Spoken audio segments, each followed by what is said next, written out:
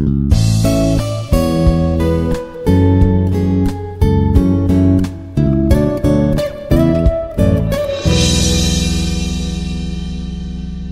நாளில் நான் உங்களுக்கு கொண்டு வந்திருக்கின்ற தேவனுடைய வார்த்தை என்னென்று சொன்னால், சோதனையை குறித்து நான் உங்களோட பேசலாம் என்று சொல்லி நான் விரும்புகிறேன். பரிசுத்த வேதாகமத்தில் சோதனை என்று சொல்லும் பொழுது எல்லா சோதனைக்குமே ஒரே சொற்பிரயோகம் தான் பாவிக்கப்பட்டிருக்கு. இப்போ உதாரணத்துக்கு சொன்ன போனால், ஸ்கூலில் படித்த நமக்கு அந்த டேர்ம் முடியக்குள்ள ஒரு டேர்ம் எக்ஸாம் வைப்பாங்க. அந்த சோதனைக்கும் நம்ம சும்மா சொல்லுவோமே, இப்போ சாராயம் குடித்து நல்லா பழகின ஒரு ஆள், அவருக்கு ஒரு என்ன மதுவான பிரியன் ஒருவர் பாருக்கு முன்னால் போகிறார். அவருக்கு அந்த பார்க்கும் பொழுது அங்கே ஒரு விஸ்கியோ பிரெண்டி போத்தல் இருக்கும் பொழுது அவருக்கு எப்படி தெரியும்? அது இப்படித்தான் இருக்கும் அவரோட ஃபீலிங். சிக்கன் பிரியன் ஒருவர் போகிறார், அவருக்கு சிக்கனை பார்க்கக்குள்ள எப்படி இருக்கும்? இந்த முகத்தில் வருது சிக்கன். மீனை கொடுத்தா சாப்பிட மாட்டேன், சிக்கனை கொடுத்தா சாப்பிட. அப்போ டெம்டேஷன் என்று ஆங்கிலத்தில் சொல்லுவாங்க, டெஸ்ட் என்று சொல்லுவாங்க, அல்லது ட்ரையல்ஸ் என்று சொல்லுவாங்க.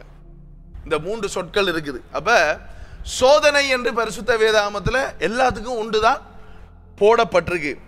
ஓகே, 1 கொரிந்தியர் 10ஆம் அதிகாரம் 13வது வசனத்தை எனக்கு கொஞ்சம் வாசிங்க, ஹெல்ப் பண்ணுங்க. தொண்டை கொஞ்சம் பிரச்சனை, 3 நாள் தொடர்ந்து ஜெபம் நடத்தினபடினால.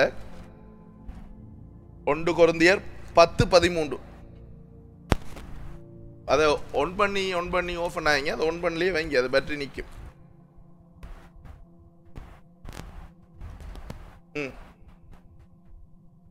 மனுஷருக்கு நேரிடுகிற சோதனையே அல்லாமல் வேறே சோதனை உங்களுக்கு நேரிடவில்லை. தேவன் உண்மையுள்ளவராய் இருக்கிறார். உங்கள் திராணிக்கு மேலாக நீங்கள் சோதிக்கப்படுவதற்கு அவர் இடம் கொடாமல் சோதனையை தாங்கத்தக்கதாக சோதனையோடு கூட அதற்கு தப்பிக்கொள்ளும்படியான போக்கையும் உண்டாக்குவார். இந்த வசனத்திலே பரிசுத்த ஆவியானவர் பவுல் அப்போஸ்தலன் மூலமாக கொரிந்து பட்டணத்திலே அமைந்திருந்த வயராட்டாங்க சபைக்கு அவர் எழுதும் பொழுது சொல்லுகிறார், மனுஷருக்கு நேரிடுகிற சோதனை அல்லாமல் வேறே சோதனை உங்களுக்கு நேரிடவில்லை. வேதத்தில் நீங்கள் பார்த்தீங்கன்னு சொன்னால், ஆபிரகாமில் இருந்து கடைசி புத்தகத்தை எழுதின யோவான் வரைக்கும் சோதனை ஏற்பட்டது. சோதனை எல்லாருக்குமே வந்தது. அப்போ இந்த சோதனை எப்படிப்பட்டது என்றால், இந்த மனிதனுக்கு ஏற்படுகிற சோதனை தான். சாதாரணமாக பூமியில் இருக்கிற மனுஷனுக்கு ஏற்படுகின்ற சாதாரணமான சோதனை. ஆனால் நாங்கள் சில நேரங்களில், நானும் இன்க்ளூடிங் மை செல்ஃப், நாங்கள் என்ன செய்கிறோம்டா, சோதனைகளுக்கு கூடாக போகும்பொழுது, அப்பா ஏதோ உங்களுக்கு மட்டும்தான் சோதனை, உங்களுக்கு மட்டும். அமெத்தாக்கள் எல்லாம் நல்லா இருக்காங்க, அவங்களுக்கு என்னடாப்பா, கிப்சனுக்கு என்னடாப்பா, அவருக்கு 2 மோட்டார் பைக் இருக்கு, நான் ப்ளஸர் மட்டும் தான் வச்சிருக்கேன், இந்த டுக்குடுக்குள்ள தான் நான் திருறேன் என்று நான் நினைக்கிறேன். எனக்கு சோதனை, எனக்கு ஒரு நல்ல பெரிய மோட்டார் பைக் கிடைக்குது இல்லையே என்று நான் நினைச்சா, அவர்கிட்ட போய் கேட்டால் தான் தெரியும் அந்த மோட்டார் பைக்கை வச்சுட்டு அவர் வர்ற பாடு. அதான் வேதம் நமக்கு கற்பிக்கிறது, போதும் என்கின்ற மனதுடனே கூடிய தேவ பக்தி மிகுந்த ஆதாயம். இப்போ லிவிங்ஸ்டன் மெல்கிய பாகுல அவங்களுக்கு என்னடாப்பா நேரமான வாலிபால் விளாடுறாங்க, நமக்கு அப்படி விளையாட இல்லாதே. நாம் போய் சனிக்கிழமை போய் அவனோட காதை கடிச்சு போட்டு வரணுமே, சனிக்கிழமையில தான் அவனோட காதை கடிக்கணும். அந்த நாளில் போனாலும் அவனை சிறனே நிற்கிறானுகள் இல்லையே, என்ன ஆண்டவரே இது, அவனில் மாதிரி நானும் இருந்து அவ்வளோ சந்தோஷமாக இருக்கும். எப்படி போய் விளையாடியாச்சு, சாப்பிட்டாச்சு, படுத்தாச்சு, 10 மணிக்கு எழும்பியாச்சு, 12 மணிக்கு எழும்பியாச்சு, மை கார் மை சைக்கிள், இப்படி இருந்தால் அவ்வளோ நல்ல. நம்ம கம்பேர் பண்ணுறோம் இல்லையா, நமக்கு பிரச்சனை ஒன்று வரக்குள்ள என்ன செய்கிறோம், நமக்கு உடனே என்ன செய்கிறோம்டா பக்கத்து வீட்டை தான் பார்க்குறோம், நல்லா தானே இருக்கிறான். ஆனால் அவனுக்கு இருக்கிற பிரச்சனை நமக்கு தெரியாது. நமக்கு காசு பிரச்சனை வரக்குள்ள, நம்ம அந்த பணக்காரனமாக இருந்திருந்தா அவ்வளவு நல்லா இருந்து. அவனுக்கு பாருங்க BMW, அவன் எவ்வளவு கஷ்டப்படுறான், அவனுக்கு எத்தனை என்ன சொல்ற சீனி வியாதி இருக்கு, ப்ரெஷர் எத்தனையில் இருக்கு, அவன் பேங்க்ல லோன் கட்டுறதுக்கு எவ்வளவு கஷ்டப்படுறான்னு நமக்கு தெரியாது. நாங்க என்ன செய்யறோம், வெளியில இந்த சொல்லுவாங்க அந்த ஐஸ்பர்க்னு சொல்லுவாங்க. ஐஸ்பர்க்னு சொன்னா இந்த ஆர்டிக் அண்டார்டிகா அந்த பகுதிகளுக்கு போனா ஐஸ் கட்டி இருக்குமா, வெளியில இருந்து பார்க்கும் பொழுது அது ஒரு சின்ன இது மாதிரி தான் இருக்கும். ஆனா தண்ணி கடியில் அதோட பாறை பெருசா இருக்கும். இந்த ஐஸ்பர்க்ல தான் போய் இந்த டைட்டானிக் என்ன செஞ்சது, சின்ன கட்டி தானே என்று முட்டுனது. என்று முட்டுனா கடைசியில் என்ன நடந்த, டைட்டானிக் கப்பல் உடைஞ்சி பிறண்டு போச்சுது. அப்ப வெளியில இருந்து நம்ம ஒரு ஆளை பார்த்துட்டு நம்மளை விட அவர் நல்லா தான் இருக்க, நமக்கு தான் பிரச்சனை. நமக்கு வருகின்ற சோதனைகள் எல்லாமே என்ன சொல்றது, மனுஷனுக்கு வருகிற சோதனை தான். இப்ப அவங்களுக்கு, அவங்க எத்தனை பேர் 23 வயசுல இருக்காங்க. இப்ப அவங்களுக்கு அந்த வயசுல இப்ப வர சோதனை புதுசா ஒன்றும் வந்தது இல்லை. நாங்கள்லாம் கடந்து வந்த சோதனை தான். என்ன காண்றதெல்லாம் கிளியோபேட்ரா மாதிரி இருக்கும், கிளி மாதிரி இருக்கும். அப்படி இருக்காளே.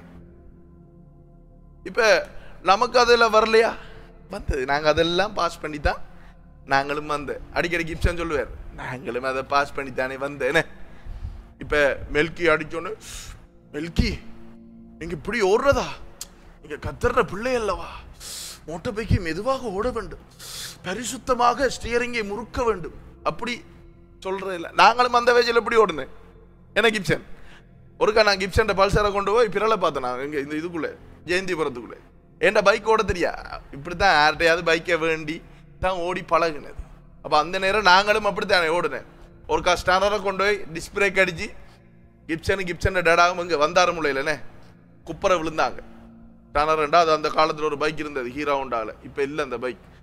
அப்படி நம்மட வாழ்க்கையிலையும் ஒவ்வொரு மனுஷனுக்கும் வார ஃபீலிங் தான் எல்லாருக்குமே வருது. அதான் ஆண்டவர் இங்க தெளிவா பேசுகிறார். மனுஷனுக்கு ஏற்படுகிற சோதனை இல்லாமல் வேறொரு சோதனை உங்களுக்கு நேரிடுவதே இல்லை. இப்ப நான் இதெல்லாம் ஏன் பேசுறேன்னு சொன்னா, சோதனையை குறித்து உங்களுக்கு ஒரு புரிதல் வேணும். பரிசுத்த வேதாகமத்துல சோதனையை குறித்து என்ன சொல்லப்பட்டிருக்கு. இப்ப இயேசுக்கு வந்த சோதனைக்கும் மற்றாக்களுக்கு வந்த சோதனைக்கும், இப்ப இயேசுக்கு வந்த சோதனை வேற, சரியா? யூதாஸ் காரியோத்துக்கு வந்த சோதனை வேற.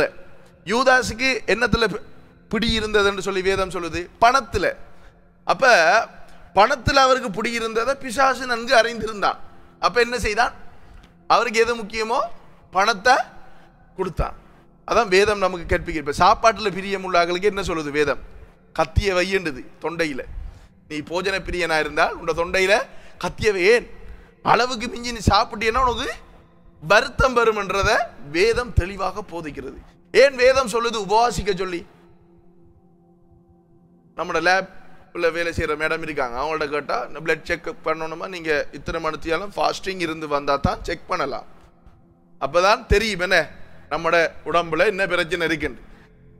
இப்ப நம்ம கொஞ்சம் டீயை குடிச்சிட்டு போனோம்னு சொன்னா சீனி கூட காட்டும், கொஞ்சம் மாட்டு சூப் குடிச்சிட்டு போனோம்னு ஆச்சி பட்டறையில கொலஸ்ட்ரால் கூட காட்டும். அப்ப அதான் ஃபாஸ்டிங் இருந்துட்டு. அதான் வேதத்துல ஆண்டவர் உபவாசத்தை பத்தி பேசுறாரு.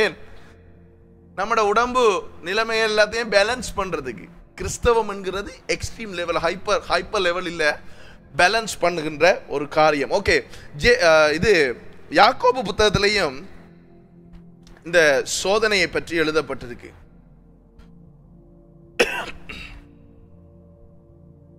யாக்கோபு 1 அதிகாரம் வாசிங்களேன். எடுத்துட்டீங்களா? ஓகே, 1 அதிகாரம் 12வது வசனத்திலிருந்து வாசிங்க. சோதனையை சகிக்கிற மனுஷன் பாக்கியவான், அவன் உத்தமனென்று விளங்கின பின்பு கர்த்தர் தம்மிடத்தில் அன்பு கூறுகிறவர்களுக்கு வாக்குத்தத்தம் பண்ணின ஜீவ கிரீடத்தை பெறுவான். தொடர்ந்து வாசிங்க. சோதிக்கப்படுகிற எவனும் நான் தேவனால் சோதிக்கப்படுகிறேன் என்று சொல்லாதிருப்பானாக.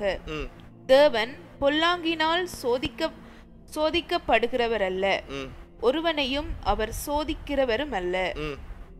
அவனவன் தன் சுய இச்சையினாலே இழுக்கப்பட்டு சிக்குண்டு சோதிக்கப்படுகிறான். ஓகே, அப்ப இந்த 3 வசனத்துல பாத்தீங்கன்னா 2 விதமான சோதனைகள் எழுதப்பட்டிருக்கு. அப்ப 12வது வசனத்துல சொல்லப்படுகிறது, சோதனையை சகிக்கிற மனுஷன் பாக்கியவான். பாக்கியவான் என்றால் ஆசீர்வதிக்கப்பட்டவன். பாக்கியவான் என்கின்ற இடத்துல பாவிக்கப்பட்டிருக்கிற எபிரேய சொல் என்னன்னு சொன்னா ஆஷெக், ஆசீர்வதிக்கப்பட்டவன் எவன், சோதனையை சகிக்கிற மனுஷன். அவன் உத்தமன் என்று விளங்கின பின்பு கர்த்தர் தம்மிடத்தில் அன்பு கூறுகிறவர்களுக்கு வாக்குத்தத்தம் பண்ணின ஜீவ கிரீடத்தை பெறுவான். இப்ப சோதனையை, இங்கேயும் சோதனை இருக்குது. அப்ப கீழே வேதம் சொல்லுது கர்த்தர் சோதிக்கிறவர் அல்ல என்று. இயேசுவானவர் வனாந்தரத்துக்கு என்னத்துக்கு அழைத்து செல்லப்பட்டார்? சோதிக்க. யார் அழைத்து சென்றார்? அப்ப என்ன குழப்புது வேதம்? என்ன அங்கொண்டு சொல்லுது, என்ன மாத்தி மாத்தி பேசுதா? ஆண்டவர் நம்ம ஒவ்வொருவரையும் சோதிக்கிறார். ஆண்டவர் சோதிக்கின்ற சோதனை வேறு. டெம்டேஷன் என்று சொல்லுவாங்களே, கீழே இந்த எழுதப்பட்டிருக்கு, இந்த 13வது வசனத்தில் இருக்கிறது, அந்த சோதனை வேற. விளங்கிட்டா? ஆண்டவர் நம்மை சோதிப்பார். இப்ப நான் அப்போதே சொன்னது போல, நமக்கு ஸ்கூல்ல படிக்கிற காலத்துல டேர்ம் எக்ஸாம் வச்சாங்க, தவணை பரீட்சை. ஏன் தவணை பரீட்சை வைப்பாங்க? 3ஆம் தவணையில நல்ல பெறுகின்ற மாணவனை அவர் கிரேட் 2 அல்லது கிரேட் 3 படிச்சா, தரம் 2ல 3ல இருந்தா அவங்களை என்ன செய்வாங்க, அடுத்த வகுப்புக்கு உயர்த்தி அனுப்புவாங்க. ஏன்? இவர் நல்லா படிக்கிறார், இவர் மார்க்ஸ் எல்லாம் பார்த்து தான் எடுப்பாங்க. சும்மா எல்லாரையுமே எடுத்து அனுப்ப மாட்டாங்க. இப்போ அட்வான்ஸ் லெவல் நடக்குது, ஸ்காலர்ஷிப் நடக்குது, ஓ லெவல் நடக்குது. இதில் பாஸ் பண்ணுறாங்களுக்கு தான் அடுத்த தரத்துக்கு, அடுத்த லெவலுக்கு போய் அவங்க படிக்க முடியும். அப்போ இந்த சோதனை என்ன, சரி நம்ம சில நேரம் நினைக்கிறோம், ஐயோ இது என்ன பெரிய கரைச்சல், எப்படா முடியும் என்ற மாதிரி நாம் நினைக்கிறேன். ஆனால் இந்த சோதனை என்னத்துக்கு வைக்கப்படுகுதுன்றா, நம்மளை குவாலிஃபைட் ஆக்குறதுக்கு. என்னத்துக்கு? நம்முடைய தரத்தை கூட்டுவதற்கு, நம்முடைய நம்ம நல்ல நிலைக்கு வர்றதுக்கு. இன்றைக்கு பார்த்தீங்கன்னு சொன்னால், அப்படி படித்தவங்க, அப்படி பாஸ் ஆனவங்க, நல்ல மார்க்ஸ் எடுத்தவங்க, என்ன யூனிவர்சிட்டிக்கு போனவங்க எல்லாரும் எப்படி இருக்கிறாங்க? நல்ல ஜொப்பில் இருக்கிறாங்க, நல்ல சம்பளம் எடுக்கிறாங்க இல்லையா? ஒரு நல்ல இடத்துல இருக்கிறாங்க. அதுக்காக நான் படித்தா தான் நல்லா வாழலாம்னு சொல்லலை. நான் சொல்கிறேன், அப்படி படித்தவங்க அவங்க என்னத்தை விரும்பினாங்களோ அந்த லெவலில் இருக்கிறாங்க. இப்போ இந்த லிவியா இருக்கிறாங்க, அவங்க யூனிவர்சிட்டிக்கு போனாங்க, படித்தாங்க, இன்றைக்கி அவங்க ஒரு டீச்சராக இருக்கிறாங்க. என்ன? அப்போ இந்த சோதனை நல்ல சோதனை. இப்படிப்பட்ட சோதனைகளைத்தான் கர்த்தர் நமக்கு அனுமதிக்கிறார். இயேசுவை பரிசுத்த ஆவியானவர் வனாந்தரத்துக்கு கொண்டு போனதனுடைய நோக்கம், இயேசு உண்மையானவரா அல்லது இவர் நல்லா நடந்து கொள்வாரா என்று சோதிக்கிறதற்காக அல்ல. பிசாசுக்கு அனுமதி கொடுத்தார், நீ சோதிக்கிறவர் எப்படிப்பட்டவர் என்றது சோதித்து பார், நீ சோதிக்கிறவர் யார் என்பதை நீ சோதித்து கண்டுபிடி என்று சொல்லி அந்த அனுமதியை கொடுத்தார். இப்ப நாங்க எங்கட வீட்டுல சில நேரங்கள்ல இப்படியான எக்ஸ்பீரியன்ஸ் இருக்கு. நீங்க இந்த சோதனையை விளங்கி கொள்ளணும். இப்ப தாய் தகப்பன்மார் என்ன செய்வாங்க, பிள்ளைகளுக்கு சில நேரங்கள்ல ஒரு 100 ரூபாயை கொடுத்து பார்ப்பாங்க, இவர் என்ன செய்யறார் இந்த 100 ரூபாயை வச்சு என்று சொல்லி. இப்ப இந்த 100 ரூபாயை அவர் சரியான முறையில பயன்படுத்தும் பொழுது அந்த தாய் தகப்பன் என்ன செய்வாங்க, அவரை நம்பி இன்னொரு 100 ரூபாயை சேர்த்து 200 ரூபாயா கொடுப்பாங்க. இந்த 100 ரூபாயை இந்த பிள்ளை பெற்றோர் கொடுத்த 100 ரூபாயை சரியான முறையில பயன்படுத்தாத பொழுது அந்த தாய் தகப்பன்மாருக்கு நம்பிக்கை வருமா? இவருக்கு கொடுக்கறதுக்கு வராது. அப்ப கர்த்தர் ஆண்டவர் நமக்கு அனுமதிக்கின்ற சோதனைகள் அது நல்ல வழியில இருக்கு, சரிதானே? அந்த நல்ல வழியில் இருக்கின்ற சோதனைகள் நம்மை ஆண்டவர் நம்புகிறபடியினாலே அவர் நமக்கு அதை அனுமதிக்கிறார். அதான் அந்த 1 கொரிந்தியர் வாச்சம், திராணிக்கு மேலாக சோதிக்கப்பட அவர் விடமாட்டார். ஏனென்றால் நீங்க எப்படி, நான் எப்படி, ஒவ்வொருவரும் எப்படி என்றது சர்வ வல்லமை உள்ள ஆண்டவருக்கு நன்கு தெரியும். அதனால அவர் திராணிக்கு மேலாக சோதிக்கப்பட விடமாட்டார். நாம சோதிக்கப்பட்டு என்னவா விளங்கணுமா? பொன்னாக விளங்குறதுக்கு எங்களை சோதிக்கிறார். அவர் நம்மளை இன்னும் நல்ல தரத்தில் கொண்டு வரதுக்கு அவர் நம்மை சோதிக்கிறார். தங்கத்தை என்ன செய்வாங்க, நெருப்புல போட்டு தான் கண்டுபிடிப்பாங்க இல்லையா? சில நேரம் உரசி பார்ப்பாங்க, தங்கத்துல நகையை அடகு வைக்க அதுக்கு கொண்டு போனா உரசி பார்த்து சொல்லுவாங்க, இது நல்லமா இல்லையா என்று சொல்லி சொல்லுவாங்க. அப்படி ஆண்டவர் நம்மை சோதிக்கிறார். அப்ப இந்த பொல்லாங்கினாலே சோதிக்கிறது இருக்குதானே, யாக்கோபு புத்தகத்துல 1ஆம் அதிகாரம் 13வது வசனத்துல அதை வாசிங்க. சோதிக்கப்படுகிற எவனும் நான் தேவனால் சோதிக்கப்படுகிறேன் என்று சொல்லாதிருப்பானாக. தேவன் பொல்லாங்கினால் சோதிக்கிறவர் அல்ல, ஒருவனையும் அவர் பொல்லாங்கினால் சோதிக்கப்படுகிறவர் அல்ல, ஒருவனையும் அவர் சோதிக்கிறவரும் அல்ல. அவனவன் தன் சுய இச்சையினாலே இழுக்கப்பட்டு சோதிக்கப்படுகிறான். சில நேரங்களில் நமக்கு பிரச்சனைகள் நம்மளோட வாழ்க்கையில வாரத்துக்கு காரணம் என்னண்டா, நம்மளாவே போய் என்ன செய்யற தெரியுமா, வேலியில போற ஓனான பிடிச்சி விட்டுருப்போம். அதுக்கப்புறம் என்ன சொல்லுவோம்? ஐயோ குத்துதே குடையுதேன்ட்டு இருப்போம். அப்படியான சூழ்நிலைகள் இருக்கு, எந்த வாழ்க்கையில நடந்திருக்கு. ஆண்டவர் என்னை ஊழியத்துக்கு வா என்று சொல்லி அழைத்து ஊழியத்துக்குள்ள கொண்டு போகும் பொழுது நான் என்ன செய்தேன்டா, வெட்டிட்டு நான் வெளிநாட்டுக்கு போறேன் என்று வெளிநாட்டுக்கு போனேன். அதனால அந்த வந்த சோதனை இன்றைக்கு வரைக்கும் இருக்கு, இன்னும் முடியல அந்த பிரச்சனை. அந்த பிரச்சனை எப்படி முடிஞ்சிருக்கேன்டா, இப்ப பாதி முடிஞ்சிருக்கு. 100% இருந்த பிரச்சனை 50% முடிஞ்சிருக்கு. ஏன் முடிஞ்சிருக்கு தெரியுமா? சொல்றதை நீ செஞ்சியண்டா 100% முடியும். என்ன முடியும்? நான் சொல்றதை நீ செஞ்சால் 100% முடியும். 50% முடிஞ்சிருக்கு. ஒன்றுமில்லை, 4 லட்சம் ரூபா கடன் இப்ப 2 லட்சம் ரூபா தந்தா காணும் என்று வந்துருக்கு. நானும் ஜெபம் பண்ணி கொண்டிருக்கேன், அந்த 2 லட்சம் ரூபாயும் வேணாம் என்று சொல்ற அளவு. அப்ப அப்படி சில நேரங்கள்ல நாங்க சோதிக்கப்படுவோம். ஒரு திருமணத்தை எடுத்துக்கொள்வோமே, ஆண்டவர் சொல்லுகிறார் அந்நிய நோகத்திலே அவிசுவாசியோட புனைக்கப்படாது. வேதம் சொல்லுது தானே, நான் சொல்லல, வேதம் சொல்லுது. அப்ப நாம் என்ன செய்வோம்? பார்க்கும் பொழுது அவள் தான் நம்மட என்ன சொல்ற திரீஷாமாய் திரைவாள் தூரத்துல இருந்து பார்க்கக்குள்ள. அப்ப இந்த திரீஷாவை போய் நம்ம கல்யாணம் கட்டின பிறகுதான் தெரியும் அது திரீஷாவா இல்ல வடிவுக்கரசியா இல்ல பறவை முனியம்மாவாண்டு. அப்ப அவங்களெல்லாம் தெரியும் தானே உங்களுக்கு, வடிவுக்கரசி பறவை முனியம்மா இல்ல. அதுக்கு பிறகுதான் அவள் பல்லு திட்டாம காலையில சோட்டியோட எலும்புடா, கொள்ளி கொத்துடா, தேங்காய உரிடா, என்ன கரைச்சல்டா. அப்ப நினைச்சு பார்ப்போம், ரோட்டுல பார்க்கும் பொழுது புத்தகத்தோட பிள்ளை போயிருக்கு. அதுக்காக நான் கல்யாணம் கட்டவேனான்னு சொல்லல, கட்டுங்க, ஆண்டவர் நல்ல துணையை ஏற்படுத்தி தருவார். ஏதேனிலே ஆதாமுக்கு என்ன செய்தார்? ஏற்ற துணையை உண்டாக்குவோமாக என்று சொன்னது ஆண்டவர். இன்றைக்கு சில இடங்கள்ல சொல்றாங்க கல்யாணம் கட்டக்கூடா, ஆண்டவர் தான் ஏற்ற துணையை உண்டாக்கினார், ஏதேன் தோட்டத்தில் உண்டாக்கினார். அப்ப கல்யாணம் கட்டுங்க, அது பிரச்சனை. ஆனா life partner very very important. என்னது? மிக மிக முக்கியம். அப்ப ஏன்னா உங்களோட வாழ்க்கை நல்லா அமையணும்டா எல்லாம் சரியா அமைஞ்சாதான் சந்தோஷமா இருக்கு. நான் அடிக்கடி இவருக்கு சொல்ற ஒரு விஷயம், அவர் ஒரு வெளிநாட்டு பயணத்துல நிக்கிறார். ஆனா நான் சொல்றேன் அவருக்கு போகணும் என்று. ஆனா அவர் தான் தீர்மானிக்கணும். என்ன? அவர் தான் தீர்மானிக்கணும் நான் போறதா போறலையாண்டு. ஆனால் உங்களோட வாழ்க்கை என்று சொன்னா நீங்க ஒரு குடும்பமானதுக்கு பிறகு வெளிநாட்டு பயணம்ன்றது சாத்தியப்படாத ஒரு விஷயம். குடும்பமா இருந்து சந்தோஷமா இருந்து சோறுஞ்சம்பளமா இருந்தாலும் சாப்பிடுவதற்கு நாங்கள் அழைக்கப்பட்டிருக்கிறோம். ஓகே, அதனாலதான் மத்தேயு 6ஆம் அதிகாரம் 13வது வசனத்தை நீங்க பிறகு வாட்சி பாருங்க. அதுல ஆண்டவர் சொல்லுகிறார், எங்களை சோதனைக்குட்பட பண்ணாமல் தீமையினின்று ரட்சித்தருளும் என்று சொல்லி பரலோக பரமண்டலங்கள் ஜெபத்தில் ஆண்டவர் அதை சொல்லிக் கொடுக்கிறத நாங்கள் பார்க்கிறோம். ஓகே, இப்போ உங்கள்ட்ட ஒரு கேள்வி. வேதத்துல அதிகமாக சோதிக்கப்பட்ட வேர்ஸ்டா கேவலமா சோதிக்கப்பட்ட ஒரு மனிதன் யார்? வெரி குட், யோபு. இந்த யோபுவை பத்தி தான் நான் இன்றைக்கு உங்களோட பேச போகிறேன். பிரசங்கத்தினுடைய தலைப்பு ஏன் யோபுவுக்கு சோதனை. என்னது? ஏன் யோபுவுக்கு சோதனை? ஓகே, யோபுவை பார்க்கும் பொழுது நாங்க பல வருடங்களாக என்ன திருச்சபைகளிலே யூடியூப்லே பல பிரசங்கங்களிலே யோபுவை பற்றி பிரசங்கம் பண்ணின அந்த பிரசங்கங்களை நாங்கள் கேட்டிருக்கிறோம். நான் கேட்டிருக்கிறேன், நீங்களும் கேட்டிருப்பீங்க.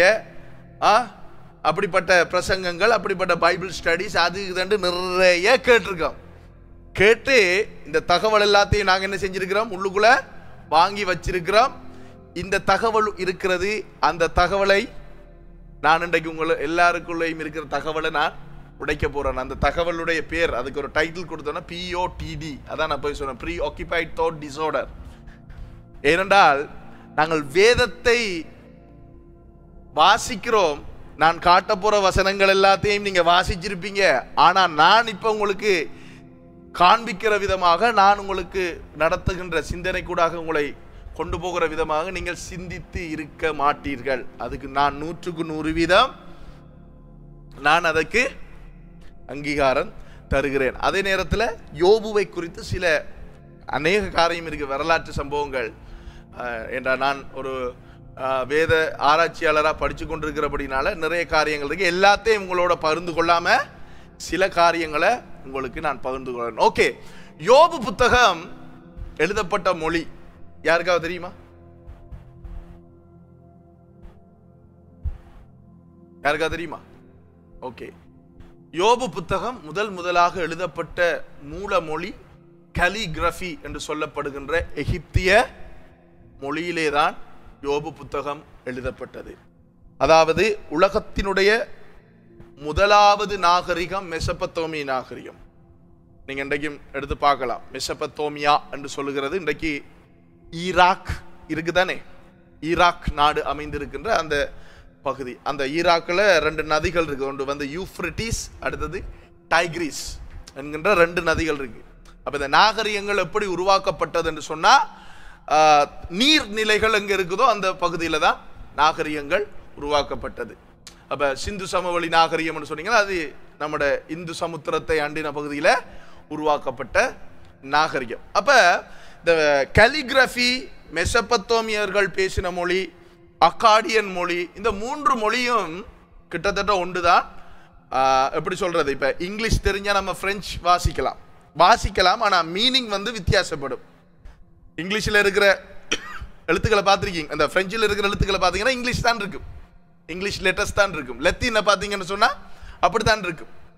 டச் பார்த்தீங்கன்னு சொன்னா அப்படித்தான் இருக்கும். ஆனா அர்த்தங்கள் என்ன செய்யும், வித்தியாசப்படும். அதை போலதான் கலிகிராஃபி, மெசபத்தோமிய மொழி, அதே நேரத்தில் அக்காடியன் மொழி. இது இந்த வரலாற்றை விரும்புகிறாக்களுக்கு தான் இந்த செய்தி. ஏன்டா இதுகளை கொஞ்சம் தெரிஞ்சு வச்சா தான் நாங்கள் சில விஷயங்களை, அடிஷனலான விஷயங்களை நாங்கள் கொஞ்சம் விளங்கிக் கொள்ளலாம். ஓகே, உங்கள்ட்ட அடுத்ததா ஒரு கேள்வி கேட்க விரும்புகிறேன். முதலா ஆண்டவர் எதை சிருஷ்டித்தார்?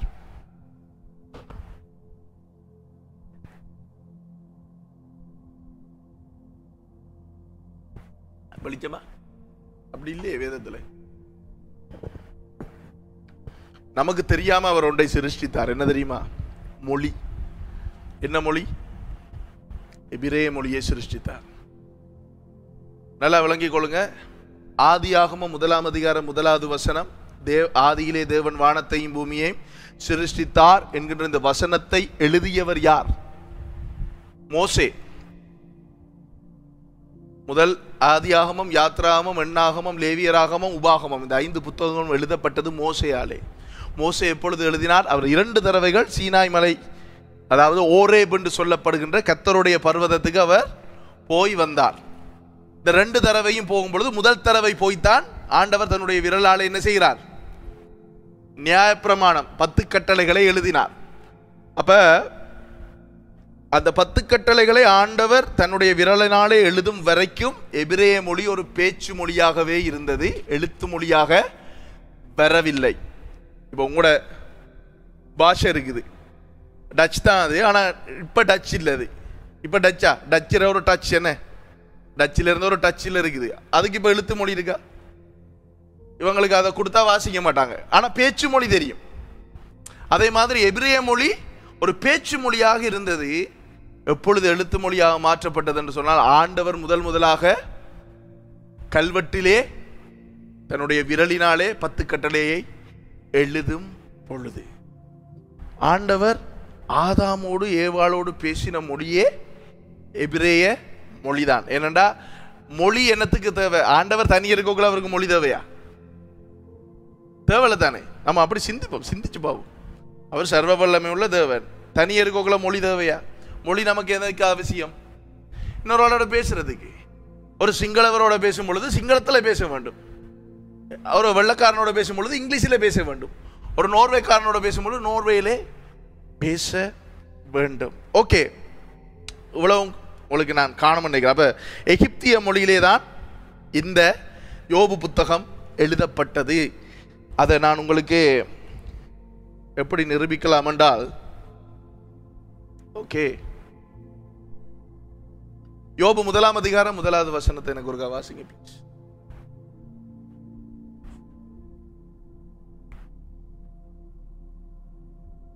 ஊட்ஸ் தேசத்திலே யோபு என்னும் பெயர் கொண்ட ஒரு மனுஷன் இருந்தான். அந்த மனுஷன் உத்தமனும் சன்மார்க்கனும் தேவனுக்கு பயந்து பொல்லாப்புக்கு விலகிறவனுமாய் இருந்தான். ஓகே, எந்த தேசத்துல யோபு இருந்தாரா? ஓகே, ஊட்ஸ்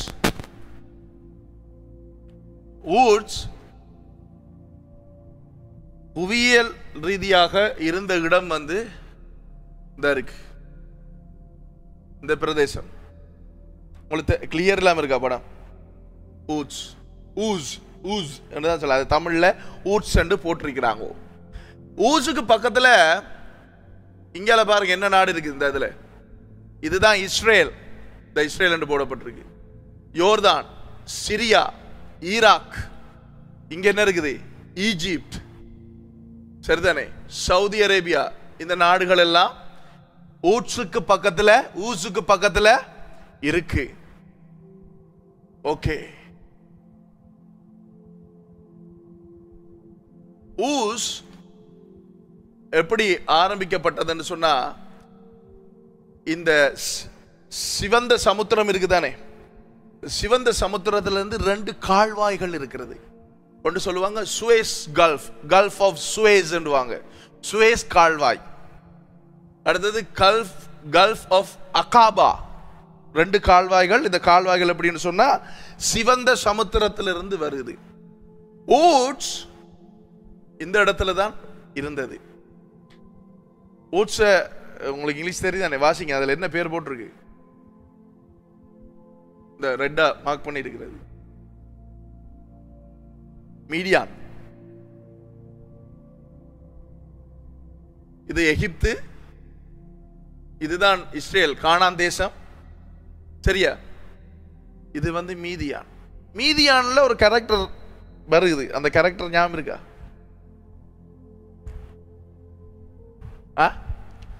சொல்லுங்களேன், பேசுங்களேன். வேதம் வாசிக்கிறார்கள் தானே நீங்களாம். சிந்திக்க, யோசிங்க. வடியா அவங்களுக்கு தெரியும் நல்ல கேரக்டர் உண்டு. மோசே எங்க வச்சு பிறக்கிறார்? இந்த நாட்டில் பிறக்கிறார், எகிப்துல பிறக்கிறார். எத்தனை வருஷம் எகிப்துல இருக்கிறார்? 40 வருஷம் இருக்கிறார். அப்ப அங்க ஒருத்தனை, ஒரு எபிரேயனை, ஒரு எகிப்தியன் அடிக்கிறத பார்த்து அவனை அடிச்சிட்டார். அவனுக்கு என்ன நடக்குது? அவன் செத்து போகிறான். செத்து போனோடனே என்ன நடக்குது? மீதியானுக்கு ஓடி வாரார். மீதியானுக்கு ஓடி வந்து எங்க இருக்கிறார்? சும்மா வனாந்தரத்தில் இருக்கிறாரா? எங்க இருக்கிறார்? சொல்லுங்க, பேசுங்க. சிப்போரால கல்யாணம் முடிக்கிறார். சிப்போராளோட அப்பாட பேர் என்ன? எத்திரோ. எத்திரோ யாரு? ஆசாரியன். ஓகே, எத்திரோ ஆசாரியன். இப்ப இஸ்ரேல் ஜனங்கள் எங்க இருக்காங்க? எகிப்துல இருக்காங்க. அப்ப மீதியான்ல ஒரு ஆசாரியன் இருக்கிறார். அவர் யாரு? வேதம் நமக்கு சொல்லுது, யாக்கோபோட சேர்த்து 70 பேர் யோசேப்போட காலத்துல எகிப்துக்கு போனார்கள். இப்ப யாக்கோபின் வம்சம் தான் இஸ்ரவேலர்கள். இஸ்ரவேலர்கள் அங்க போனாங்க. அப்ப அங்க போனது பிறகு இங்க மீதியான்ல ஒருவர் இருக்கிறார், ஆசாரியன். அவர் யார்?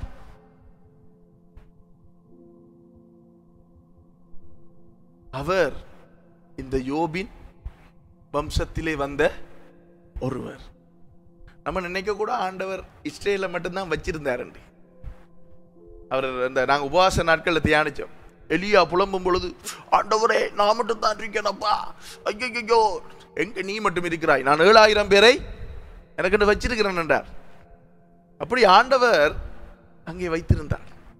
ஆபிரகாம் கல்தேயருடைய பட்டணம், இன்றைய ஈராக், பெபிலோன்ல இருந்து வலிக்கிட்டு ஆண்டவர் காட்டிய தேசத்துக்குள்ளே வரும் பொழுது அங்கெல்லாம் வார, அங்க ஒரு மனுஷன் இருக்கிறார்.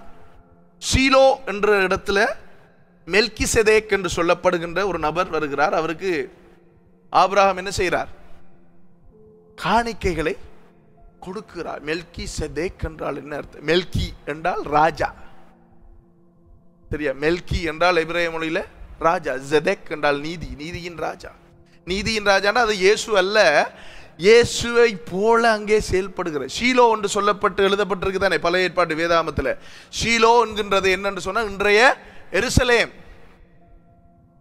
அப்ப இந்த அங்க ஒருவர் வருகிறாரே, அவர் நீதியின் ராஜா, அவர் ராஜாவா இருக்கிறார் ஷீலோவுக்கு. அதே நேரத்தில் என்னவா இருக்கிறார்? ஆசாரியனாகவும் இருக்கிறார். அப்ப ஆண்டவர் அங்க ஒருவர் வச்சுக்கிறார். சரி, இன்னொரு சம்பவம் உங்களுக்கு நீங்க விளங்கிக் கொள்ளணும். அதுக்குதான் இப்ப இஸ்ரேல் ஜனங்கள் வனாந்தரத்தில் வராங்க.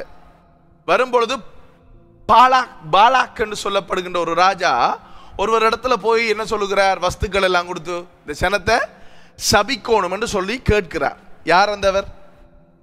பேர் இதான் வேதம் வாசிக்கணும். வேதம் வாசிக்கிறீங்களா? தான் பிரச்சனை. டப்லெட் அடிச்சாக்கள் மாதிரி இருக்கிறீங்க. பிழையாம் போய் காசு கொடுத்து சபிக்க சொல்றாங்க தானே. அப்ப பிழையாம் என்ன செய்யற? ஓ கொண்டு வாங்க வைங்க ரெண்டு போட்டு போய் சபிச்சாரா? என்ன செய்தார்? ஃபர்ஸ்ட் என்ன சொன்னார் பாலாக்கு? நான் இதை செய்யலாமான்னு கத்தரிடத்திலே கேட்டு விட்டு வருகிறேன். கத்தர் யாவே. அப்ப பிழையாமுக்கும் கத்தருக்கும் உறவு இருந்ததா இல்லையா? பிழையாம் சபிக்க போனார், அது வேற பிரச்சனை. ஆனா பிழையாம் போய் கத்தரிடத்துல கேட்டாரா? போய் கத்தாவே நான் இந்த வேலையை செய்யலாமா என்று கேட்டாரா? கேட்கும் பொழுது கத்தர் என்ன சொன்னார்? அது என்னுடைய ஜனம், கையை நீட்டாதே என்று சொன்னார். ஆனாலும் காலப்போக்கிலே பாலா காட்டின அந்த தங்க சாமான எல்லாம் பார்த்தோன்னே இவருக்கு ஒரு இழுப்புண்டு வந்து சபிக்க புறப்பட்டு போனார். அப்ப இஸ்ரேல் ஜனங்கள் எங்க இருக்கு? இப்ப வனாந்தரத்தில். அப்ப இங்க பிழையாம் என்ற ஒரு நபர் இருக்கிறார், கத்தரை அறிந்தவர். அப்ப ஆண்டவர் இஸ்ரவேலுக்கு மாத்திரம் தேவன், நமக்கும் அவர் தேவன். அவர் அங்கேயே ஆக்களை வைத்திருந்தார். அப்ப இந்த மெல்கிசேதேக், சரியா, இந்த எத்திரோ, இந்த பிழையாம், இவர்கள் எல்லாரும் வேத ஆராய்ச்சியாளர்கள் கண்டுபிடித்திருக்கிறார்கள். என்ன தெரியுமா? இந்த யோபினுடைய வம்சத்திலே வந்தவர்கள். யோபு புத்தகம் எப்ப எழுதப்பட்டது என்று சொன்னால் ஆதியாம புத்தகம் எழுதப்படுவதற்கு 600 வருடங்களுக்கு முன்பதாக. சரியா? யோபு எப்ப எழுதப்பட்டது என்று சொன்னால் கிறிஸ்துவுக்கு முன் 2600 வருடங்களுக்கு முற்பட்ட ஒரு புத்தகம். இண்டையிலிருந்து பார்த்தா கிட்டத்தட்ட 6600 வருடங்களுக்கு முன்பதாக யோபு வாழ்ந்தார். ஓகே, யோபு புத்தகத்தை எழுதினவர் யார்? முதலாக கலிகிராஃபி என்று சொல்லப்படுகின்ற எகிப்திய மொழியிலே எழுதியவர் யோபு. யோபு 19, 23, 24 வாசிங்க. கொஞ்சம் வேகமா போங்க.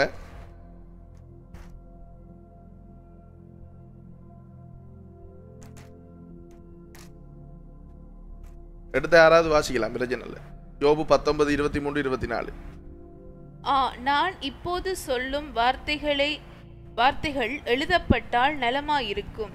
அவைகள் ஒரு புத்தகத்தில் வரையப்பட்டு அல்லது என்றைக்கும் நிலைக்க அவைகள் கருங்கல்லிலே உளிவெட்டாகவும் ஈய எழுத்தாகவும் பதிந்தால் நலமாயிருக்கும் என்று யார் சொல்லுகிறார்? யோபு சொல்லுகிறார். எப்பொழுது சொல்லுகிறார்? சோதனை கூடாக, உபத்திரவத்து கூடாக இருக்கும் பொழுது சொல்லுகிறார். இப்போ என்ன சொல்றது? நம்ம கிப்சனை எடுப்போம் உதாரணத்துக்கு. கிப்சன் இதால போகும் பொழுது ஒரு BMW கார் இருக்கு. அவருக்கு வாகனத்தில் கொஞ்சம் விருப்பம் தானே. அப்ப வாகனத்தில் விருப்பம் போகும் பொழுது லிவியாட்ட சொல்ல, லிவியா, என்னுடைய வங்கியிலே 1 கோடி அல்லது ஒரு 10 கோடி காசு இருந்தால் எவ்வளவு நலமா இருக்கும், இந்த BMW நான் வாங்குவேன். அப்படி சொல்றதா இல்லையா? காசு இருந்தா சொல்லுவோமா இல்லையா? வாங்குவோமா இல்லையா? நம்ம வாங்குவோமா இல்லையா? அப்ப அதே மாதிரி தான் யோபு உபத்திரவத்தில் போகும் பொழுது என்ன சொல்லுகிறார்? இந்த என்னுடைய கதை ஒரு புத்தகத்தில் எழுதப்பட்டால் இவ்வளவு நல்லமா இருக்கும். யோபு பின்னால 42ஆம் அதிகாரம் 41 வாசிங்கன்னா தெரியும். யோபு பிறகு ஆசீர்வதிக்கப்படுகிறாரா ஆண்டவரால? எல்லாத்தையும் திருப்பி கொள்ளுகிறாரா? ஆண்டவர் திருப்பி அவரை நல்ல நிலைக்கு கொண்டு வருகிறாரா? யோபு தான் அவருடைய கதையை எகிப்திய மொழியாகிய கலிகிராஃபியிலே எழுதியவர். ஏனென்றால் யோபு அதுக்கு பிறகு பிள்ளை பக்கம் ஏழும்னு சொன்னா அவருக்கு அவரோட கதையை எழுதுறதுக்கு ஏழும். அவர் அதுக்கப்புறம் பிள்ளைகள் அவருக்கு கிடைக்குதானே. பிள்ளைகள் என்ன வானத்தில் செத்து போனெல்லாம் உயிர்த்தெழும்பி இயேசுவின் நாமத்தில் உந்து வா என்று சொல்லியா கொடுத்தது இல்லை. அவர் திருப்பி தன்னுடைய மனைவியோடு சேர்ந்து அவர் பிள்ளைகளை பெற்றுக்கொள்ளுகிறார். ஆண்டவர் அவரை ஆசீர்வதிக்கிறார். ஓகே, அப்ப இந்த கதையை எழுதினது யோபு எந்த பாஷையில் எழுதினார்? எகிப்திய மொழியில. எகிப்திய மொழியில எழுதின இந்த யோபுக்கு எகிப்திய மன்னனாகிய கோஃபு என்று சொல்லப்படுகின்ற ஒரு பார்வோனோடு நன்கு தொடர்பு இருந்தது. இந்த கோஃபு யாருன்னா நீங்க பிறகு கூகுள் அடிச்சு பாருங்க. உலக அதிசயங்களில் உண்டாகிய இந்த பிரமிட் இருக்குல்ல, இந்த பிரமிட்டை கட்டியவர் இந்த கோஃபுவும் கொஃப்ரான்றது கோஃபு என்கிற மன்னனுடைய மகன், எகிப்திய மன்னனுடைய மகன் தான் கொஃப்ரா. இவருடைய மிக நெருங்கிய நண்பன் தான் இந்த யோபு. யோபு புத்தகம் கலிகிராஃபியிலே எழுதப்பட்டு சரியா எகிப்திய நூலகத்திலே இருந்தது. உலகத்தில் பிரசித்தி பெற்ற இரண்டாவது நூலகம் எது?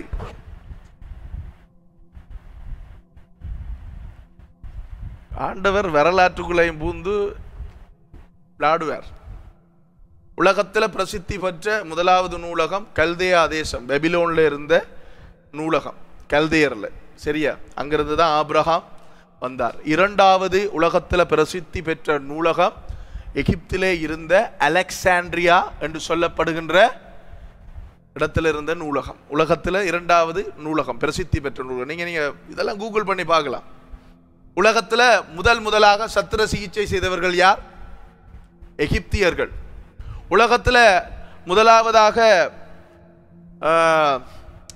பெபிரஸ் என்று சொல்லப்படுகின்ற நாணலால செய்யப்பட்ட அந்த எழுதுகிற இந்த பேப்பர் மாதிரி ஒரு சாமானை கண்டுபிடித்தவர்கள் யார்? எகிப்தியர்கள். அப்போ அந்த பெபிரஸில் தான் இவருடைய சம்பவம் எழுதப்பட்டு எகிப்திய நூலகமாகிய அலெக்சாண்ட்ரியாவில் அங்கிருந்தது. அந்த புத்தகத்தை கலிகிராஃபியிலே இருந்து எபிரேய மொழிக்கு மொழிபெயர்த்தவர் மோசே. யாரு? மோசே என்றால் கலிகிராஃபியை நன்கு தெரிந்த ஒருவர் அவர் மாத்திரம்தான். ஏன், அவர் எகிப்திய அரண்மனையில் சும்மாவா வளர்ந்தார்? வேலைக்காரனாக இருந்தார்?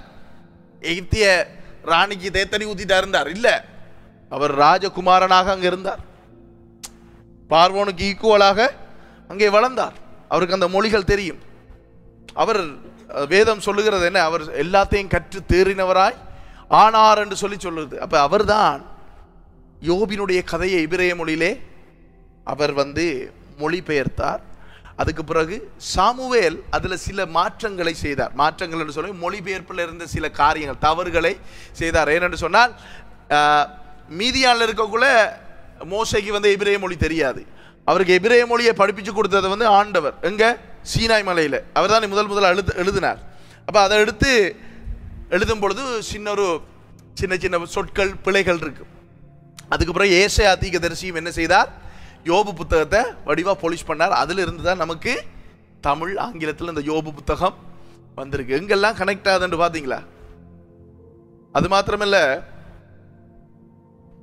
யூதர்களுடைய 2 வரலாற்று நூல்கள் இருக்கு. ஒன்று தல்முட் பவிலி என்று சொல்லுவாங்க, இன்னொன்று சொல்லுவாங்க தல்முட் யெருஷலேம் என்றுவாங்க. இதில் என்னன்னு சொன்னா ஓரல், அதாவது வாய்மொழி பாரம்பரியம். சில பாரம்பரியங்கள் இருக்கு தானே, வாய்மொழி பாரம்பரியம். அப்ப அதுல எழுதப்பட்ட நூல்கள் தல்முட் பவிலி என்று சொல்லப்படுவது அவர்கள் 70 வருஷம் பாபிலோன்ல அடிமைகளா இருக்கும் பொழுது அங்க நடந்த சம்பவங்களை இதுல சில காரியங்கள் எழுதியிருக்கிறாங்க. தல்முட் ஜெருசலேம் என்றது அவங்க சாதாரணமான அவங்களுடைய கலாச்சாரத்தை எழுதியிருக்கிறாங்க. இந்த தல்முட் பவிலியில பாவா பத்ரா என்று சொல்லப்படுகின்ற ஒரு அந்த புத்தகத்தில், அந்த பகுதியில் 14b என்ற இடத்துல மோசே தான் இந்த என்னத்தை நம்மளோட யோபு புத்தகத்தை இதுல எபிரேய மொழியில, தமிழ் என்று வருது, எபிரேய மொழியில மொழிபெயர்த்தார் என்று சொல்லி எழுதப்பட்டிருக்கு. ஓகே, இப்ப நமக்கு யோபு புத்தகத்துல நமக்கு சில பிழையான அபிப்பிராயங்கள் இருக்குது. அந்த அபிப்பிராயம் என்னன்னு சொன்னா, யோபுவுக்கு ஏன் உபத்திரவம் வந்தது சொல்லுங்க. அப்போ யோபுக்கு பிரச்சனை வந்தது தானே. அதுக்கு நம்ம வளமையா சொல்லுகிற ஒரு வசனம் இருக்கு. என்ன வசனம்? யோபு 3ஆம் அதிகாரம் 25-26 வாசிங்க.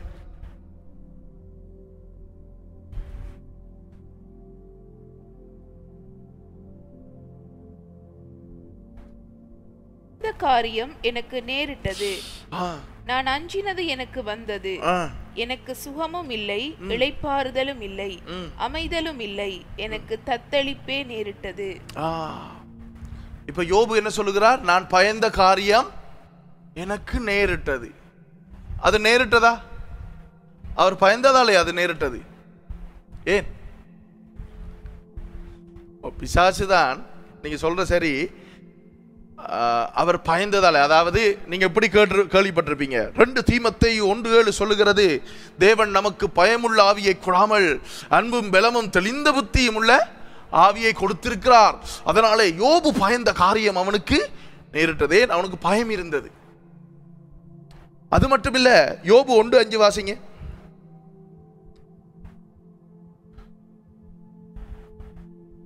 செய்கிற அவரவருடைய நாள் முறை முடிகிற போது யோபு ஒருவேளை என் குமாரர் பாவம் செய்து தேவனை தங்கள் இருதயத்திலே தூஷித்திருப்பார்கள் என்று சொல்லி அவர்களை அழைத்தனுப்பி பரிசுத்தப்படுத்தி அதிகாலமே எழுந்து அவர்கள் எல்லாருடைய இலக்கத்தின்படியேயும் சர்வாங்க தகன பலிகளை செலுத்துவான். இந்த பிரகாரமாக யோபு அந்நாட்களில் எல்லாம் செய்து வருவான். இப்ப இவர் பலி செலுத்துறார். ஏன் செலுத்துறார்? பிள்ளைகள் பாவம் செஞ்சிருப்பாங்களோ, அது ஒரு பயமா இல்லையா? அப்ப கன வருஷமாக நாங்க நினைக்கிறோம் யோபுவுக்கு பயம் இருந்தது. என்ன பயம் இருந்தது? அவர் பயந்த காரியம் அவருக்கு நேரிட்டது. அப்ப சிலர் பிரசங்கம் பண்ணினதை நான் கேட்டிருக்கேன். எப்படி பயப்படக்கூடாது, நீங்கள் எதை குறித்து பயப்படுறீங்களோ அந்த சம்பவம் உங்களுக்கு நடக்கும் சொல்றதா இல்லையா? அதை குறித்து ஏன் பயப்படுறீங்க? அதை குறித்து ஏன் அப்படி சிந்திக்கிறீங்க? அப்படி சிந்திக்காதீங்க, என்ன நெகட்டிவா யோசிக்காதீங்க, அது உங்களுக்கு நடந்துரும் என்றெல்லாம் சொல்லுவாங்க. அப்படி யோபுவுக்கு வந்த உபத்திரவம், அந்த சோதனை, யோபு என்று சொன்னால் எபிரேய மொழியில யோவ் என்றால் என்ன அர்த்தம் என்றால் உபத்திரவம். அவருடைய பேர் அது இல்லை, அந்த புத்தகத்துக்கு அந்த பேர் இருக்கு. என்ன பேர்? உபத்திரவம். அப்ப அவருடைய பேர் இல்லை, அவருக்கு ஒரு பட்ட பேர், அது உபத்திரவம். அவர் உபத்திரத்துக்குள்ளால போனபடியால அப்படி இருக்கு. அப்ப யோபுவுக்கு இப்படி ஒன்று நடந்திருக்கு, இப்படி ஒரு விஷயம் என்று சொல்லி பிரசங்கித்த பிரசங்கங்களை நாம் கேட்டிருக்கிறோம். கையை வைத்த சொன்னா உயர்த்துவீங்க, எல்லாருமே கேட்டிருப்பீங்க. ஆனால் யோபு அதனால சோதிக்கப்படவில்லை என்று நான் உங்களுக்கு இன்றைக்கு நிரூபிக்க இருக்கின்றேன். அதன் மூலமாக, யோபினுடைய கதையின் மூலமாக எங்களுக்கு ஆண்டவர் என்ன செய்தியை இன்றைக்கு சொல்ல வருகிறார் என்றதையும் காண்பிக்க இருக்கிறேன். அதுக்கு முதல் இன்னொரு விஷயம் யோபுவை குறித்து நான் உங்களுக்கு காண்பிக்க விரும்புகிறேன். யோபு 3ஆம் அதிகாரம் 13-14 வாசிப்பீங்களா ப்ளீஸ்? அப்படி அல்லாதிருந்தால் அசையாமல் கிடந்து அமர்ந்திருந்து பால் நிலங்களில் தங்களுக்கு மாளிகையை கட்டின பூமியின் ராஜாக்களோடும் மந்திரிமார்களோடும் அல்லது பொன்னை உடையவர்களும் தங்கள் வீடுகளை வெள்ளியினால் நிரப்பினவர்களுமான பிரபுக்களோடும் கூட நான் இப்போது தூங்கி இளைப்பாறுவேன். யோபு சொல்லுகிறார் என்னண்டா, எனக்கு ஐயோ ஏன் நான் பிறந்தன். அந்த நீங்க அதை 3ஆம் அதிகாரம் 1வது வசனத்தை வாசிங்கன்னா தெரியும். அதற்கு பின்பு யோபு தன் வாயை திறந்து தான் பிறந்த நாளை சபித்தான். சபித்து அவர் சொல்லுகிற வசனம்டா, நான் செத்திருந்தா இந்த நேரத்துக்கு சாகையும் இல்லைத்தானே, இப்ப அவருக்கு வாதிக்கப்படுகிற. அப்ப செத்திருந்தா நான் எப்படி என்று சொன்னா, நான் பால் நிலங்களில் தங்களுக்கு மாளிகையை கட்டின பூமியின் ராஜாக்களோடும் மந்திரிமார்களோடும் அல்லது பொன்னை உடையவர்களோடும் தங்கள் வீடுகளை வெள்ளியினால் நிரப்பினவர்களுமான பிரபுக்களோடும் கூட நான் இப்பொழுது தூங்கி இளைப்பாறுவேன். அப்ப நம்ம சிந்தித்து பார்ப்போம், யோபு ராஜாக்களோடும் மந்திரிமாரோடும் அடக்கம் பண்ணப்படுறா, யோபு யாரா இருந்திருக்கணும்? அந்த ஸ்டாண்டர்ட்ல இருந்திருக்கணும் இல்லையா? இல்லையா? யோபு ஒரு ராஜா. அதை நீங்க பிறகு வீட்டை போய் வாசி பாருங்க, நான் உங்களுக்கு பைபிள் ரெஃபரன்ஸ் தரேன். யோபு 29ஆம் அதிகாரம் 1வது வசனத்திலிருந்து 25 வசனத்தை வாசி பாருங்க. அதுல சொல்றான், முதியவர்கள் என்னை காணும் பொழுது எழுந்திருந்தார்கள், சிறியவர்கள் என்னை காணும் பொழுது எழுந்திருந்தார்கள், அப்படி எனக்கு மரியாதை செலுத்தினார்கள் என்று சொல்லி 29வது அதிகாரத்துல யோபு புத்தகத்துல இருக்குது. அப்ப எழுந்திருந்து மரியாதை செலுத்தும் இடத்துல யோபு இருந்திரு என்று சொன்னா, யோபுட ஸ்டாண்டர்ட் என்ன? ஒரு ராஜா. எந்த நாட்டுக்கு ராஜா? ஊஸ் என்கின்ற தேசத்துக்கு அவர் ராஜா. அவர் ராஜான்னு இங்க நேரடியா எதுவும் எழுதல்ல, ஆவியானவரும் அதை அனுமதிக்கல. ஆனால் அவர் சொல்லுகின்ற சம்பவங்களின் அடிப்படையில நாம் கண்டுபிடிக்க முடியும் அவர் ராஜா. நீதிமொழிகள் 25:2 சொல்லுகிறது, காரியத்தை மறைப்பதுக்கு தேவனுக்கு மேன்மை, அதை ஆராய்ந்து கண்டுபிடிப்பது ராஜாக்களுக்கு மேன்மை. நானும் நீங்களும் ராஜாக்களாய் அழைக்கப்பட்டிருக்கிறோம் அவருடைய இரத்தத்தினால. அதனால நாம் இதை கண்டுபிடிக்க முடியும். அப்ப யோபு ஒரு ராஜா, யோபு நல்ல ஸ்டாண்டர்டான ஒரு ஆள், சரிதானே? இந்த யோபுவுக்கு ஏன் உபத்திரவம் வந்தது என்று சொல்லி நாங்கள் பார்க்க இருக்கிறோம். ஓகே, இப்ப யோபு 1ஆம் அதிகாரத்துக்கு வாங்க, நானே வாசிக்கிறேன், நீங்க பாருங்க. முதலாவது வசனம், ஊச் தேசத்திலே யோபு என்னும் பேர் கொண்ட ஒரு மனுஷன் இருந்தான். அந்த மனுஷன் உத்தமனும் சர்மாக்கனும் தேவனுக்கு பயந்து பொல்லாப்புக்கு விலகுறவனுமாயிருந்தான். அவனுக்கு 7 குமாரரும் 3 குமார்த்திகளும் பிறந்தார்கள். அவனுக்கு 7000 ஆடுகளும் 3000 ஒட்டகங்களும் 500 ஏர்மாடுகளும் 500 கழுதைகளும் ஆகிய மிருகஜீவன்கள் இருந்தது. அன்றி திரளான பணிவிடைக்காரரும் இருந்தார்கள். அதனால் அந்த மனுஷன் கிழக்கத்தி புத்திரர் எல்லாரிலும் பெரியவனாயிருந்தான். இப்ப நான் சொன்ன ஸ்டேட்மெண்ட் சரியா இல்லையா? யோபு ஒரு ராஜா, அவனுக்கு பணிவிடைக்காரர்கள் இருந்தாங்களா? கிழக்கத்தி புத்திரர் எல்லாரிலும் அவன் எப்படி இருந்தானா?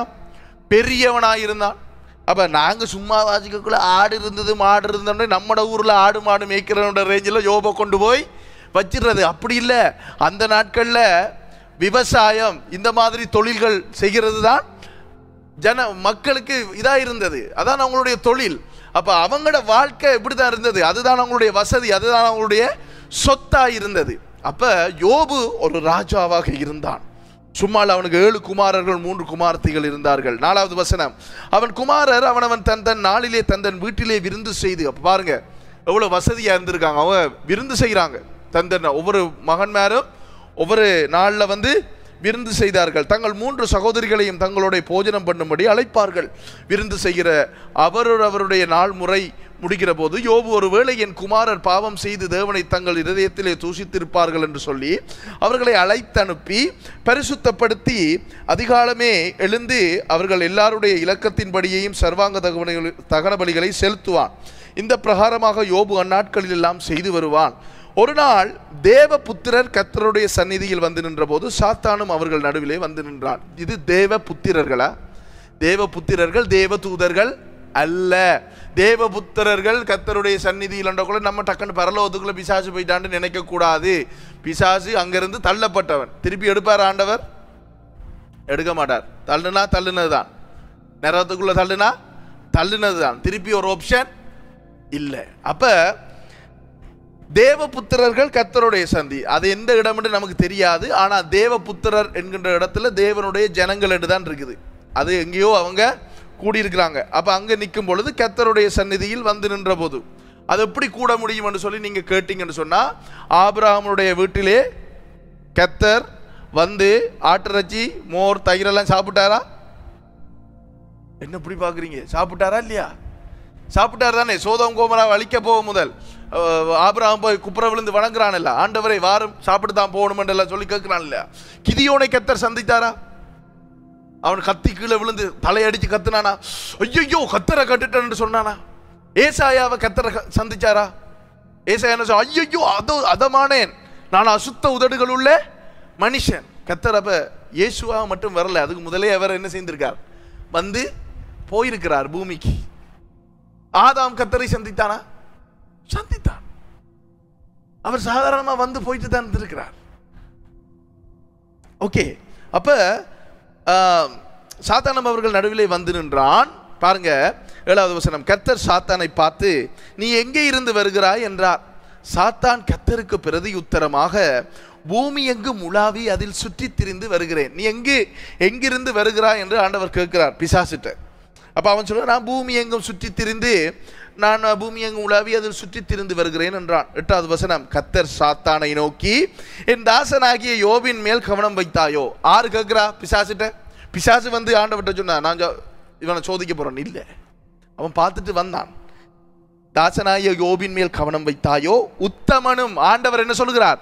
உத்தமனும் சன்மார்க்கனும் தேவனுக்கு பயந்து பொல்லாப்புக்கு விலகுறவனுமாகி அவனை போல் பூமியில் ஒருவனும் இல்லை என்றார். ஆறு இது சொன்னது? கர்த்தர் சொல்லுகிறார். அப்ப கர்த்தர் சொல்லி இருந்தால் கர்த்தர் இவனை சோதிப்பாரா? சோதிக்க மாட்டார். அப்ப என்ன நடந்தது? அப்ப ஏன் யோபுக்கு இவ்வளவு பிரச்சனை? தொடர்ந்து வாசிப்போம். அதற்கு சாத்தான் கர்த்தருக்கு பிரதியுத்தரமாக, யோபு விரதாவாகவா தேவனுக்கு பயந்து நடக்கிறான்? நீர் அவனையும் அவன் வீட்டையும் அவனுக்கு உண்டான எல்லாவற்றையும் சுற்றி வேலூர் கொளரணி வேலி அடைக்கவில்லையோ? வேலூர் கொளரணி இல்லை, சுற்றி வேலி அடைக்கவில்லையோ? அவன் கைகளின் கிரியையை ஆசீர்வதித்தீர், அவனுடைய சம்பத்து தேசத்தில் பெருகிற்று. ஆனாலும் உம்முடைய கையை நீட்டி அவனுக்கு உண்டானவைகளை எல்லாம் தொடுவீரானால் அப்பொழுது அவன் உமது முகத்துக்கு எதிரே உம்மை தூசிக்கானோ பாரும் என்றான். கர்த்தர் சாத்தானை நோக்கி, இதோ அவனுக்கு உண்டானவைகளை எல்லாம் உன் கையில் இருக்கிறது, அவன் மேல் மாத்திரம் உன் கையை நீட்டாதே என்றார். அப்பொழுது சாத்தான் கர்த்தருடைய சந்நிதியை விட்டு புறப்பட்டு போனான். ஓகே, ஆண்டவர் பிசாசுக்கு என்ன கொடுக்கிறார்? அனுமதியை கொடுக்கிறார் யோபுவை சோதிக்கும்படிக்கு. அது வரைக்கும் அவர் அனுமதி கொடுக்கவில்லை கைபோட. உங்களுக்கும் எனக்கும் அப்படித்தான். நாம் ஆண்டவருக்குள்ளே சன்மார்க்கனாய் உத்தமனாய் தேவனுக்கு பயந்து நடக்கும் பொழுது நம்மை சுற்றி ஆண்டவர் வேலி அடைத்து தான் வைத்திருப்பார்.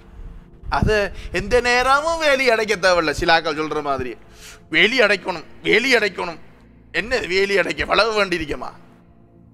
இல்ல, எந்த நேரமும் வேலி அடைக்க தேவை. நம்ம இப்படி நடந்தா என்ன நடக்கும்? ஆண்டவருடைய பாதுகாப்பு நமக்கு எப்பொழுதும் இருக்கும்.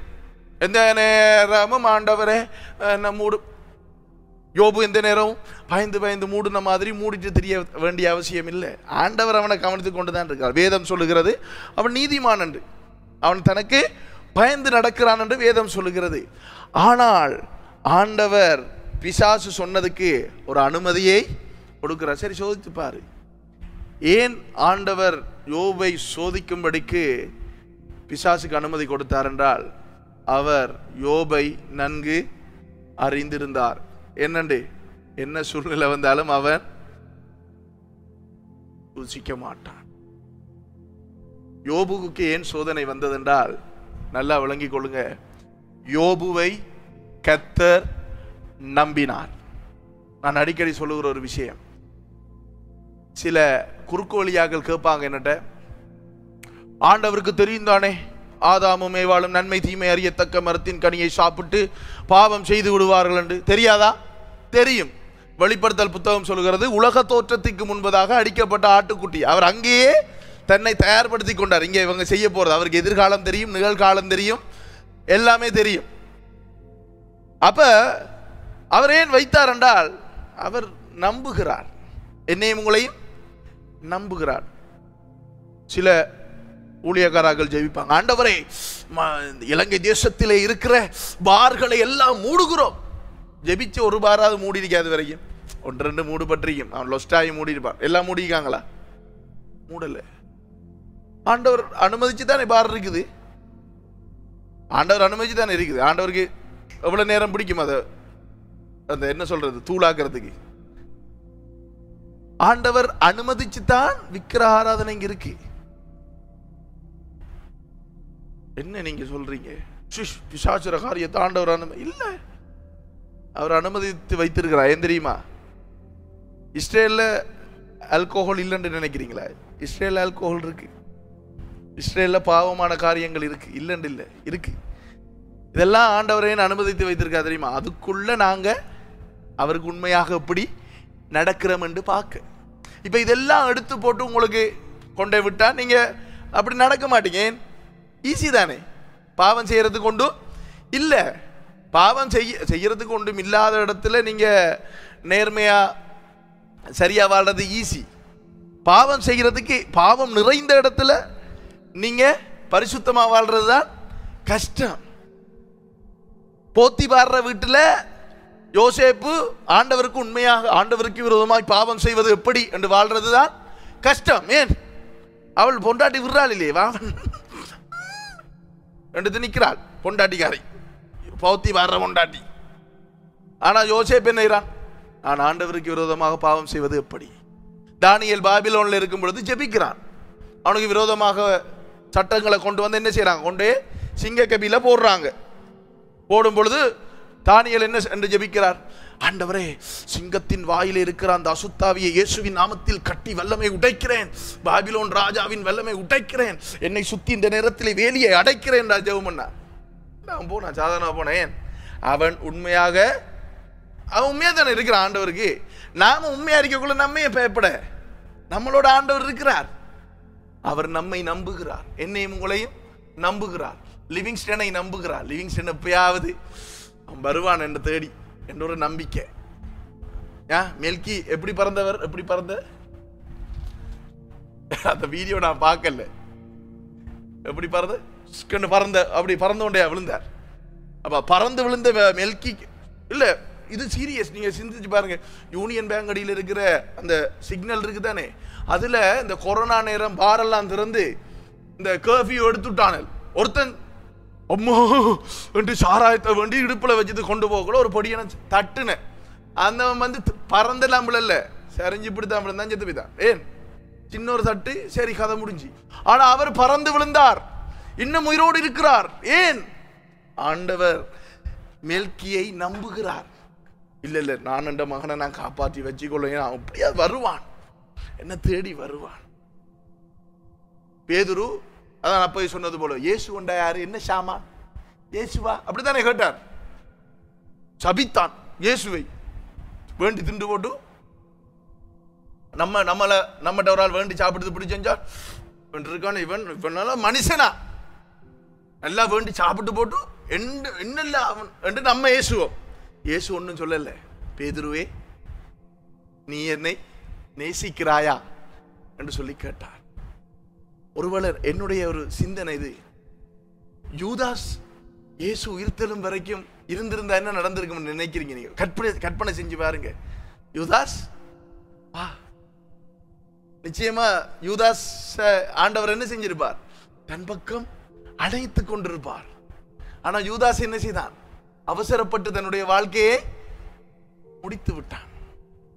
என்னையும் உங்களையும் ஆண்டவர் நேசிக்கிறார், என்னையும் உங்களையும் ஆண்டவர் நம்புகிறார். இந்த உலகத்துல தாய் தகப்பன்மார் நம்பாத பிள்ளைகள் இருக்கு, உங்களுக்கு தெரியும். இந்த உலகத்துல நண்பர்களால நம்பப்படாத நபர்கள் உண்டு. இந்த உலகத்துல என்ன சொல்றது, யாராலையும் நம்பப்படாத மனிதர்கள் உண்டு. ஆனால் அப்படிப்பட்டவர்களை ஆண்டவர் நம்புகிறார், அப்படிப்பட்டவர்களை நம்புகிறார். நான் தான் நேற்று 2 பாஸ்டரோட பேசும் பொழுது நம்ம சிஸ்டர் ஜோனேஷாட வெட்டிங் சம்பந்தமா பேசி கொண்டிருக்கும் பொழுது, அப்ப உங்களோட சர்ச் வேலெல்லாம் கெரியா முடியுதுன்னு நான் சொன்னேன். அவங்கள்ட்ட என்ன தெரியுமா சொன்னேன், பாஸ்டர் வளவு ஒன்று எனக்கு கிடைக்கிறதுக்கு நான் வக்கில்லாதவன். நம்மட பாஷையில் வக்கில்ல, பில்டிங் கட்டுறதுக்கு பில்டிங் இல்லை, ஒரு கல் வேண்டுறதுக்கும் வக்கில்ல, எதுக்குமே நமக்கு வசதி இல்லை. உங்களுக்கு பாருங்களேன், இந்த இவ்வளவு பேர் தான் இருக்கிறீங்க நீங்க.